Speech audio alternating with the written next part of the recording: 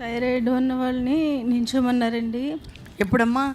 మొన్న రెండో రోజునండి. రెండో రోజు నించున్నానండి. నేనైతే పడిపోలేదు కానండి, ఒళ్ళంతా చల్లబడిపోయిందండి. అక్కడే నిలబడి అక్కడే నిలబడ్డానండి.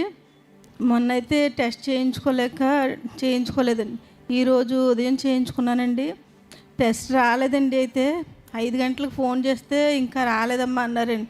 అయితే సాక్ష్యం చెప్పుకోవడం ఎలాగ అనుకుని పొద్దుట చెప్పే చేయించుకున్నానండి.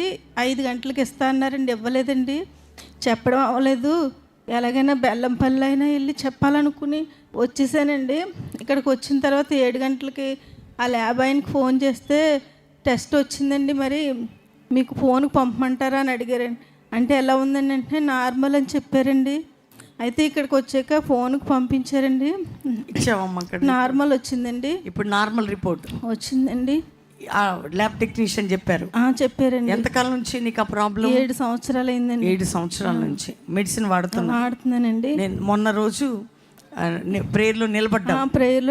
థైరాయిడ్ నార్మల్ టెస్ట్ ఈ రోజంతా ఒళ్ళు తేలికగా ఉందండి, ఫ్రీగా ఉందండి. నేను టెస్ట్ చేయించుకున్నాను. ఇక్కడ అయితే దేవుడు స్వస్థపరిచాడు అని నేను విశ్వసించానండి. ఇప్పుడైతే నార్మల్ అని చెప్పారండి ఆయన. దేవునికి నమ్మకంగా ఉండండి అమ్మా. రిపోర్ట్ తీసుకెళ్ళి రేపు డాక్టర్ దగ్గరికి వెళ్ళండి.